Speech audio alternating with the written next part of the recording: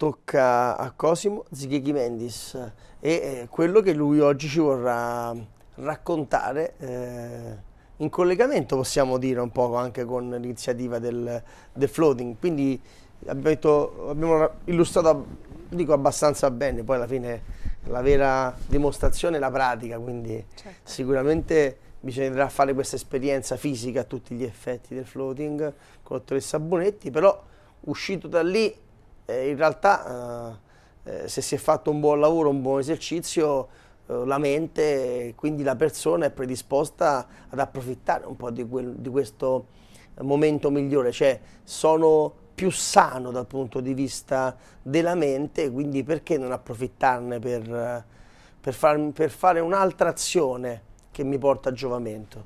Giusto, Cosimo? Giusto, giustissimo, infatti da qui e dalla esperienza comune con Michela, che ha provato il metodo che ho portato in Italia, e io nel floating, è nata quest'idea, che a questo punto presento subito e poi descriverò il mio metodo.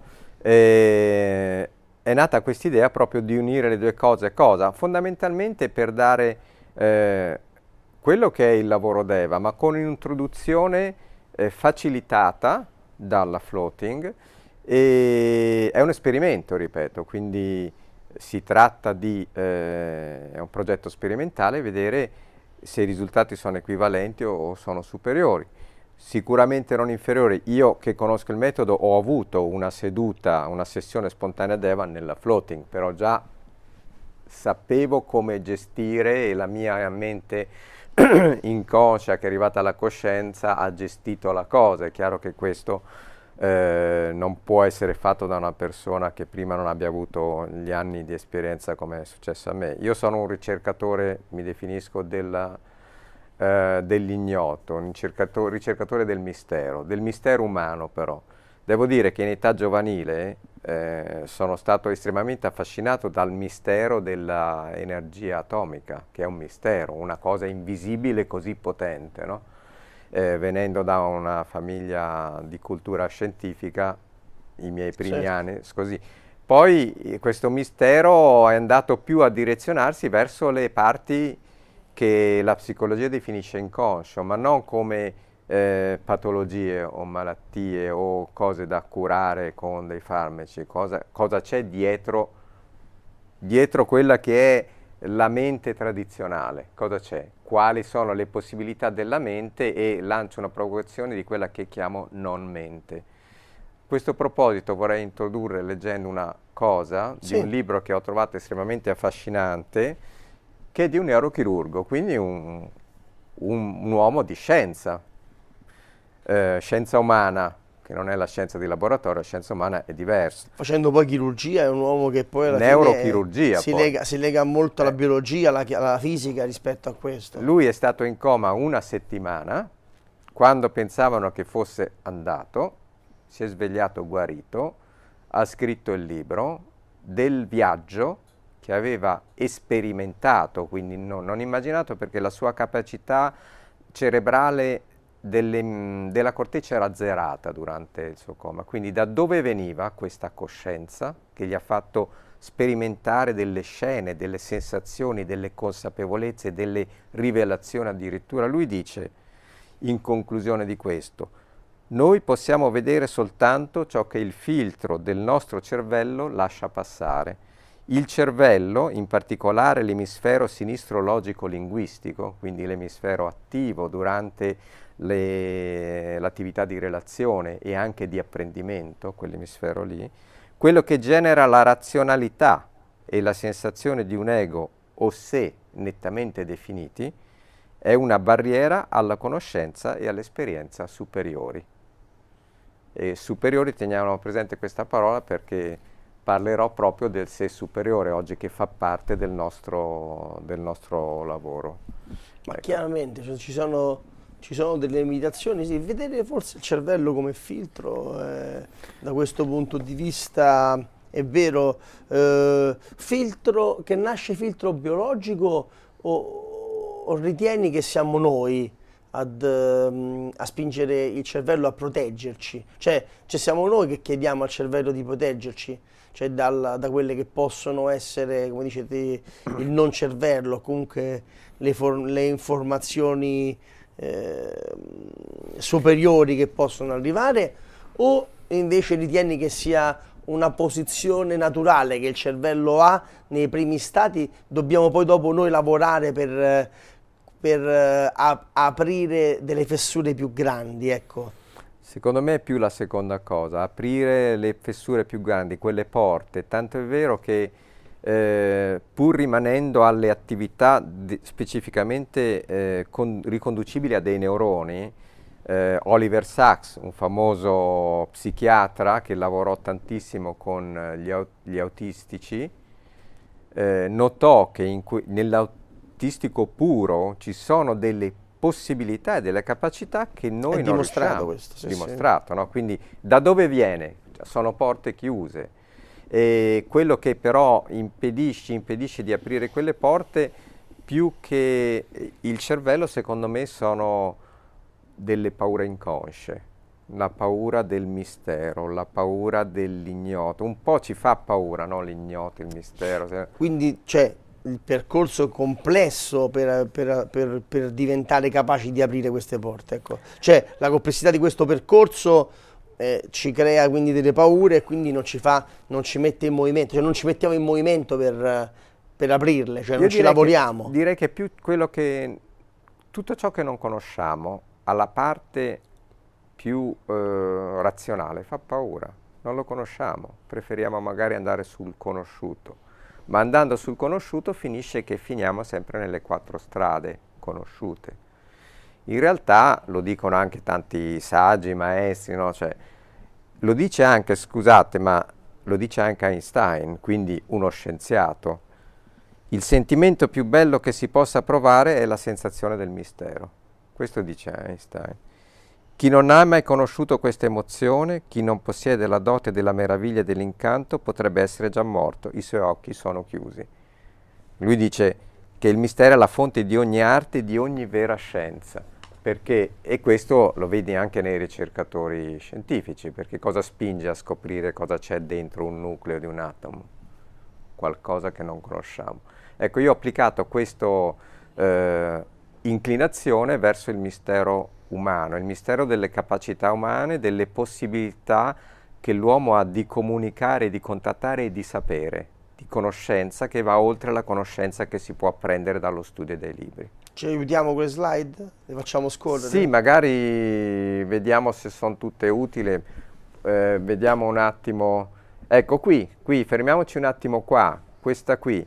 Per esempio, parlando di mente tradizionale, l'ego di cui parla quella citazione del libro del neurochirurgo, noi tendiamo a identificarci con le cose, la macchina che abbiamo, la casa che abbiamo, e se non siamo consapevoli che non siamo noi, diventiamo addirittura quella cosa, proviamo un'emozione tremendamente brutta se la perdiamo quella cosa, se qualcuno ci graffia la macchina.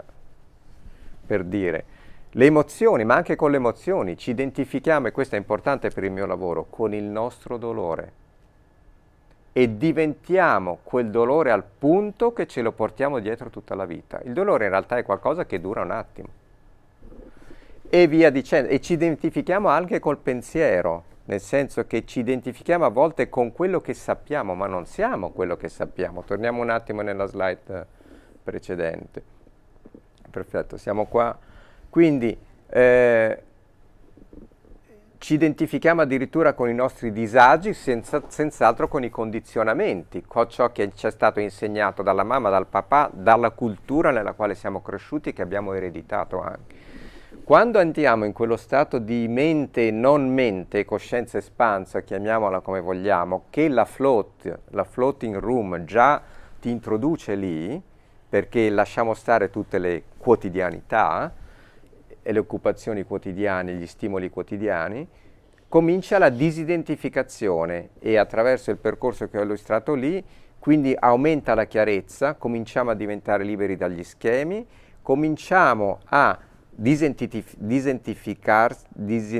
disidentificandoci, trovare quello che è chi siamo veramente, che ci dà è una sensazione, non è una definizione, una serenità stabile. In questa dimensione possiamo contattare il sé superiore.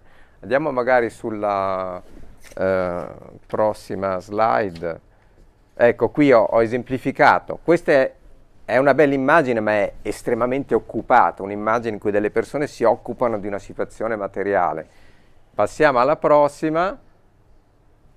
Qui cominciamo a entrare in uno stato diverso, uno stato di non mente, quello che la floating già ci introduce. Ecco, fermiamoci un attimo qua. Questo un po' è l'essenza del lavoro che ho portato dagli Stati Uniti, che si chiama Deva Work. Deva è una parola in sanscrito, significa luce, colui che emana luce, significa anche madre terra, quindi è una parola universale, diciamo. E quello che succede nella seduta Deva, diciamo che senza usare né alcun tipo di sostanza né alcun tipo di ipnosi in realtà. E questa è una differenziazione, perché è uno stato naturale dell'essere in realtà questa coscienza espansa, solo che la mente occupata nelle cose quotidiane ci impedisce di accederci. Tornando alla slide un attimo, quello che succede dopo un po' di tempo, che può essere anche quello passato nella floating o quello sul lettino nello studio se non c'è la floating, andiamo a contattare quella parte di noi che è il sé superiore, che è disidentificata dalle cose, da ciò che facciamo, da ciò che abbiamo studiato, che ha la capacità di andare a una grande saggezza, e in realtà il sé superiore è la parte di noi che conosce tutto di noi, non solo le esperienze che abbiamo vissuto, ma anche le emozioni collegate alle esperienze, e questo è fondamentale. Tu avrai sentito parlare, credo, dei registri akashici, qualcosa che nella New Age è definito come un computer, come se esistesse un computer cosmico che contiene tutte le informazioni di tutti gli eventi di tutta l'umanità. Questo, ok. È questo concetto. Ci sono stati anche dei film su questo fatto, non mi ricordo come si chiama, uno recente, su questa ipotesi. Però contiene i fatti, ma quello che il sé superiore invece va a stimolare è il nostro sé superiore, che conosce anche le emozioni collegate ai fatti, perché fin quando quelle emozioni rimangono nell'inconscio ci creano inconsapevolmente delle strade sui quali andiamo a tornare, e lì è il problema, il blocco. Dimmi. Abbiamo delle testimonianze? Sì, abbiamo delle testimonianze, devo dire, diciamo... Vogliamo fare una telefonata e parlare con... Sì, facciamo le testimonianze e poi vado a spiegare un po' il resto. Chi chiamiamo prima? Chiamiamo dunque, sono due persone che hanno lavorato molto di recente con me. Uno è un ragazzo, chiamiamo Manuel, che soffriva di attacchi di panico, e ci racconterà lui la sua esperienza. Intanto descriviamo, prima che entra in linea, descrivici Manuel. Lui è venuto da me, è una persona che lavora con i computer, quindi una persona estremamente dentro a quella tecnologia di cui parlavi prima, e da anni soffriva di attacchi di panico, quello che è definito proprio l'attacco di panico, una sensazione di dover uscire, addirittura di paralisi o quello che lui descriverà meglio. E è stato attirato da me perché fondamentalmente ci siamo conosciuti a livello di lavoro, non mio ma suo. E ha fatto 6 sedute, ma dopo già le prime 4 era arrivato al dunque e ha detto: non ho più quel problema. Sei riuscito a ricondurlo alla sua potenzialità? Noi abbiamo parlato col suo sé superiore, lui ha comunicato, ha sperimentato il suo sé superiore, che l'ha portato in una serie di eventi emozionali che evidentemente erano collegati. Facciamolo. Mi sembra che abbiamo Manuel, giusto?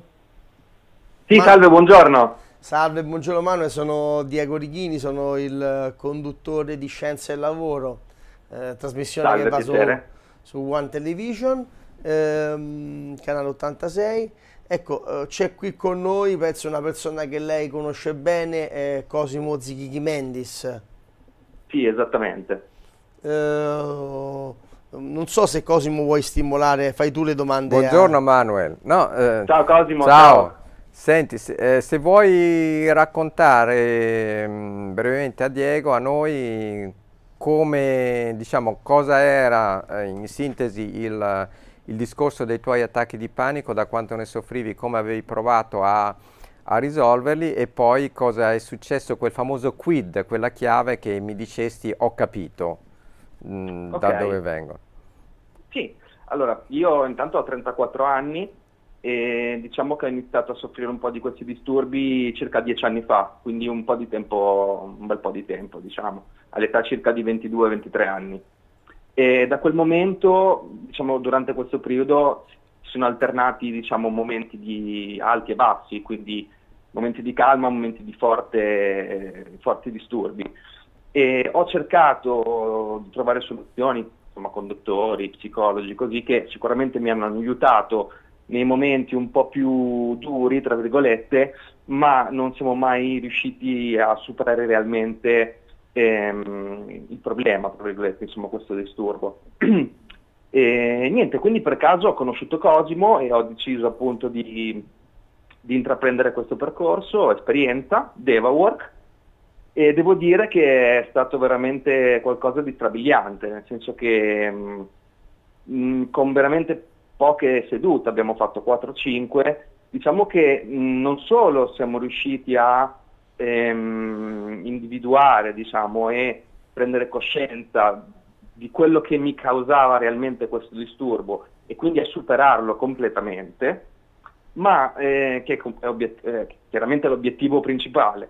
Ma oltre a questo, diciamo, diciamo, è un po' difficile da spiegare, ho capito come, cioè vedi, inizi a ragionare in un altro modo dopo, che a vedere le cose in un altro modo, insomma, ti aiuta anche a livello nella vita di tutti i giorni, quindi non solo, diciamo, risolve il tuo disturbo, ma poi ti amplifica anche la vita quotidiana, in senso positivo, chiaramente. Questo, diciamo, un po' il racconto in breve. Avevi, Manuel, posso permettermi, forse qualche zavorra dal punto di vista della tua mente? Cioè tu in realtà eri ancorato a qualcosa che ritenevi fosse un limite per te? Sì, ero diciamo ancorato a un qualcosa che non avevo superato a livello interiore, quindi in questo caso abbiamo visto che era la morte del padre, e quindi questa cosa io non ero mai riuscito a superarla realmente, e abbiamo appunto visto insieme che prendendo coscienza in un certo modo, appunto attraverso questo percorso di questo fatto, abbiamo visto che, diciamo, questa situazione si è risolta praticamente da sola, tra virgolette. Chiaro, questo lo descriveva bene prima di entrare in comunicazione con te, era la nostra ancora, perché l'abbiamo chiamata così, o comunque quello che poi alla mente parlavamo delle emozioni, no? Sì. Sicuramente Certo. le emozioni, adesso non che voglia le figure importanti della propria vita, no? Ognuno Certo, rimane, sì. anche parliamo oggi di tanti problemi come queste relazioni d'amore che finiscono e poi si trasformano in tragedie, no? C'è questo, Certo. c'è questo ancorarsi e non pensare che c'è il pensiero del possesso, del legame. Una parte di noi rimane Certo. lì, questo si chiama frammentazione, una parte di noi è come se una parte del nostro essere rimane lì, ancorata emozionalmente a quell'episodio, non avendolo compreso, come ha detto Manuel, perché lui ha parlato di comprensione che non è una comprensione mentale, non abbiamo ragionato sulla questione, anzi, non abbiamo neanche, se non ricordo male, lavorato specificamente proprio sull'attacco di panico. Esatto, anzi, non è proprio mai venuto fuori. Però questa si cosa, sono risolti perché erano legati, nel suo caso, alla mia interpretazione, ma che i fatti direi che lo stanno dimostrando, erano legati a uno suo stato di separazione emozionale da quell'evento che non aveva ancora accettato completamente. Quasi potremmo dire, Manuel, e poi ti salutiamo, se un buon mediatore, diciamo così, alla fine un buon coach della mente. Coach e facilitatore. Facilitatore della mente sa in realtà invogliarti ad andare verso qualcos'altro, ti stimola a lasciare quello che ti impedisce di arrivare lì. Poi torniamo a dire, non lasciare nel senso che tante cose non vanno lasciate perché non sono importanti, però vanno ricollocate nel giusto posto, cioè non gli va data, non gli va dato secondo me un significato sbagliato che incide sulla mente, no Cosimo? Assolutamente, ma mi collego a... non va dato un significato sbagliato, e la comprensione è una comprensione globale, perché la senti nei sentimenti, la senti fisicamente spesso, la comprendi anche razionalmente, perché la comprendi anche razionalmente. Salutiamo Manuel. Grazie Manuel. Grazie per essere Va bene, intervenuto. grazie a voi allora. Grazie tante Manuel. Grazie. Arrivederci. In bocca al lupo e tanto successo Grazie, per viva il tutto. lupo. Arrivederci.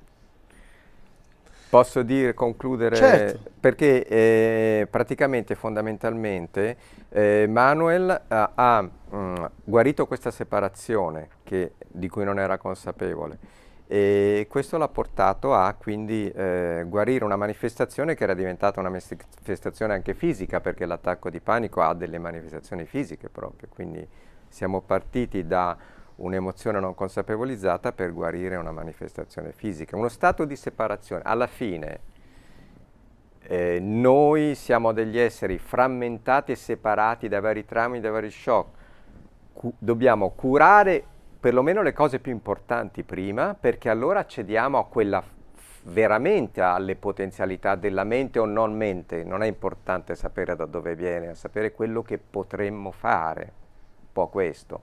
E quello che è importante, tu hai detto prima una cosa importante, mi aggancio, il fatto che Manuel, come in tutti i lavori, la particolarità di questo lavoro è che non andiamo, come quando ho lavorato con i pazienti oncologici, a andare subito al problema, perché dobbiamo rinforzare la parte sana. A Manuel è piaciuto tantissimo il lavoro che abbiamo fatto, che noi chiamiamo sul bambino divino, cioè quella parte genuina nostra che ha tutte le potenzialità e che non ha subito traumi.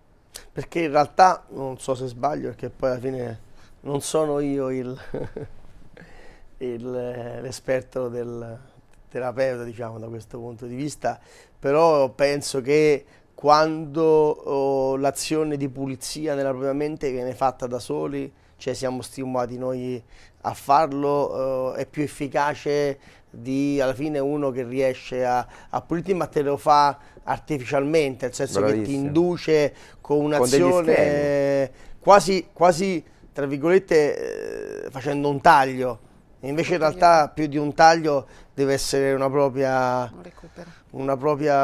tra virgolette non dico maturazione, ma viene da te, è una tua scelta, è una scelta tua, del tuo non c'è trauma, se è tua non c'è trauma, se è esterna forse qualche altro, cioè ti libera un problema ma te ne potrebbe creare un altro sicuramente. Ci sono altre slide dobbiamo vedere, sì, o passiamo alla telefonata? Passiamo alla telefonata. Posso dire una cosa? Sì. Se tu contatti la parte forte tua, quella ti porta anche a sciogliere il problema che ti blocca.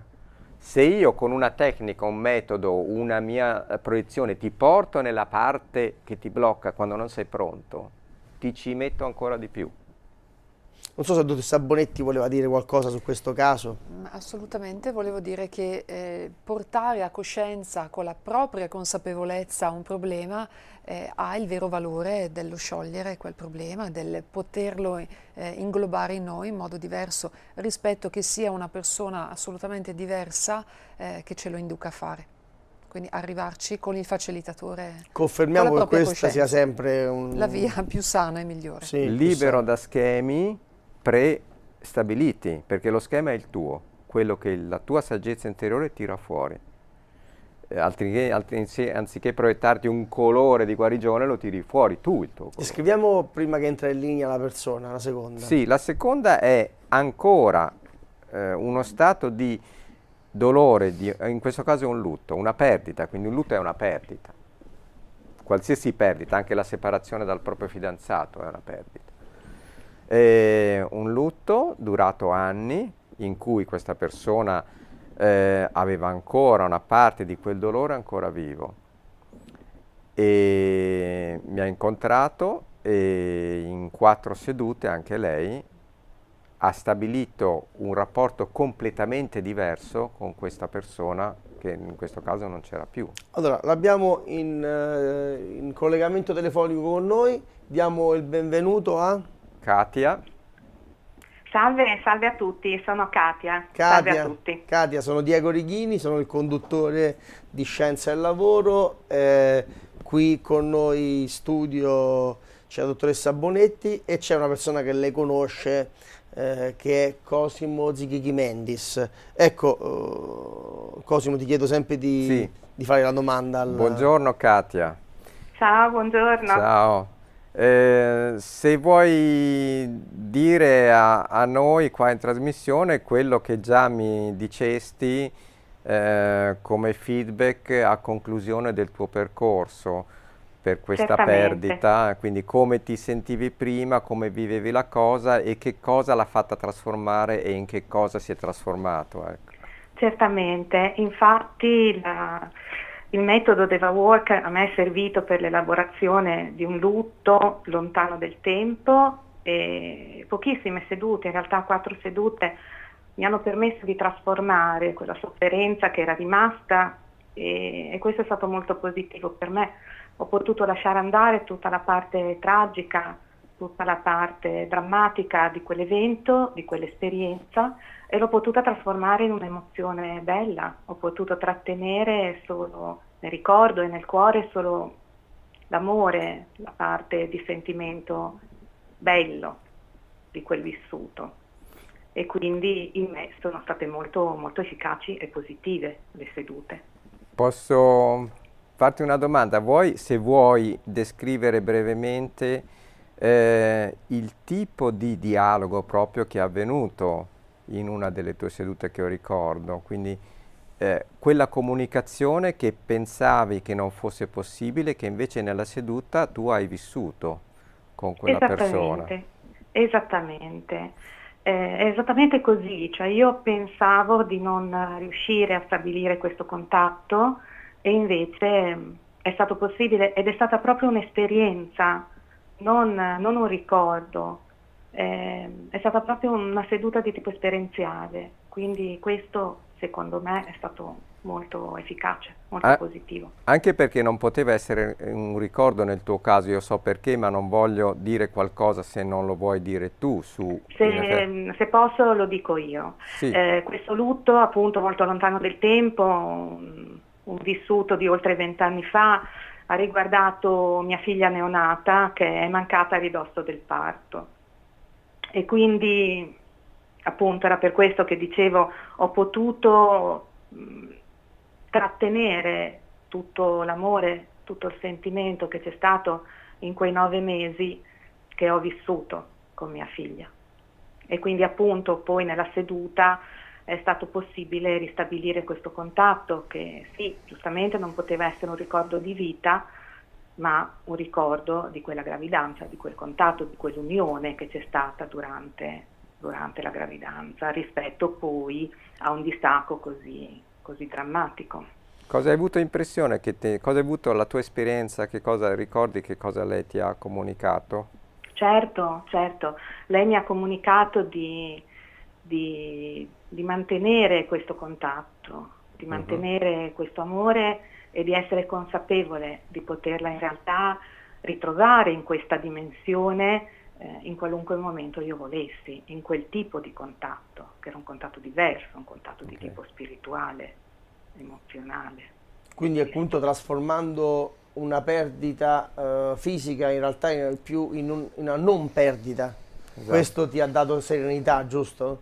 Assolutamente, perché in realtà secondo me io riporto la mia esperienza, riuscire a sciogliere quel blocco è stato benefico per molti altri aspetti del mio modo di approcciare le cose, per molti altri schemi che erano derivati da quel blocco appunto che c'era in me rispetto a quel vissuto. Sì, chiaramente io posso comprendere che che in realtà poi alla fine, sai, lo schema di vita sembra che rischio di perdere altre cose, quindi di conseguenza si dà troppa importanza, che poi è anche giusto, però dico perché ci debba essere, lo dico, si dà come unica importanza il collegamento fisico, mentre in realtà poi alla fine le emozioni non sono solo fisiche, ma Concordo in pieno. ma sono anche extrafisiche, un po' come ci insegna Ziggy Mendis. Ecco, ti ringraziamo tanto, non ti tratteniamo per altro tempo e ti ringraziamo per la tua testimonianza, che è veramente molto, molto importante, perché poi alla fine è anche da stimolo e guida per tante altre persone, ecco, che poi alla fine in questo momento potrebbero provare le stesse sensazioni che hai provato tu prima e che speriamo riescano a provare anche quelle che tu provi oggi. Ti ringraziamo. Sono io che ringrazio voi. Grazie. Sono io che ringrazio voi. Un saluto. Grazie. Dottoressa Bonetti? Da mamma non posso che abbracciare questo momento, che è stato particolarmente vissuto anche da me emotivamente. Anche io ho avuto una perdita di una bimba, mia nipotina, e quindi capisco l'intensità delle emozioni da mamma e vivendo queste perdite. Penso che la capacità di riuscire a superare, a integrarle dentro di noi sia un maggiore veramente arricchimento delle nostre potenzialità e una forza in più per affrontare o aiutare le persone che lo passano e non l'hanno ancora superato. Beh, sono veramente un altro. Questo potremmo dire, non sono sicuramente mali del secolo, però chiaramente non sono cose che si superano. Secondo me non evolviamo dal punto di vista darwiniano nel superamento di questo tipo di distacco. Alla fine il distacco dalle persone care, ma poi il distacco, come si dice, no? Questo distacco da qualcuno quale hai tu un legame di sangue, che è più piccolo di te.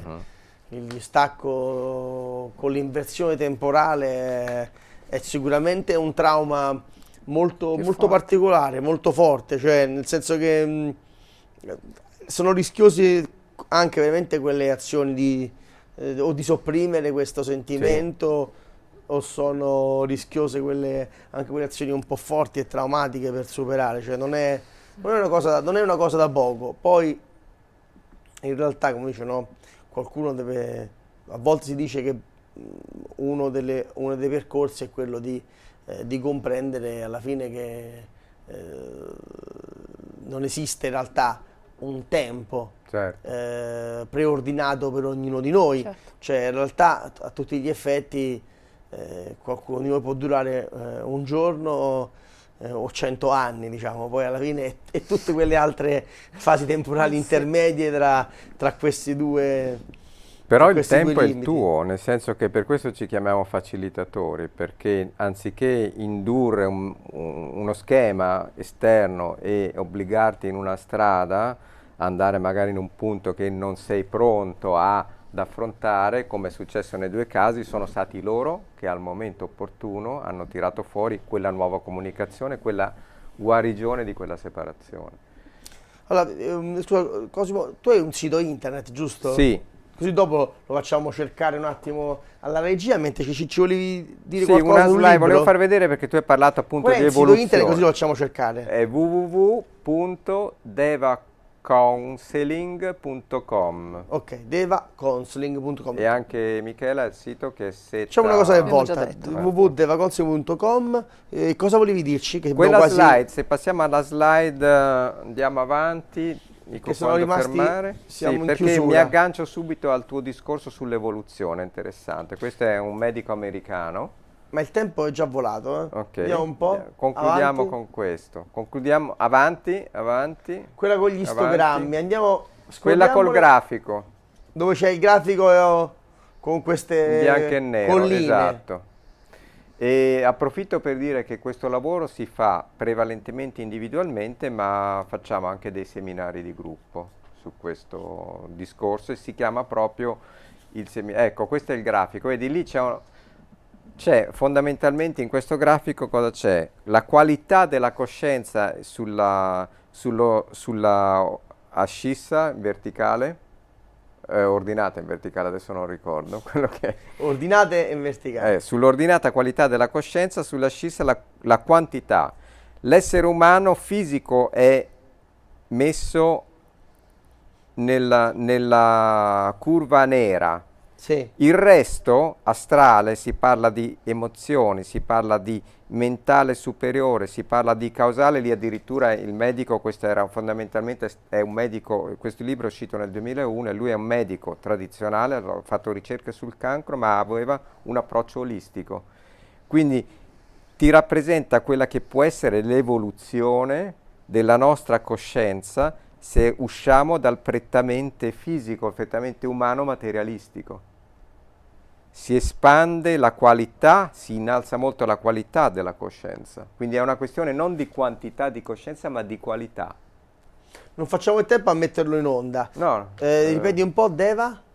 Il sito. sito devacounseling.com Punto? e anche devawork con la .com o .it. .com.it. Cosa volevi far vedere di quel libro? Il libro che parla di questo lavoro, nel quale ci sono anche i riferimenti, sono su questo libro. A fondo ci sono i miei riferimenti. Sì? Cosa dice questo Guarisci libro? il tuo karma e dice fondamentalmente è interessante perché ci sono anche dei casi descritti, un po' simili alle testimonianze che abbiamo ascoltato. Perfetto, grazie tanto Cosimo, grazie a te Sabbonetti, Grazie a voi.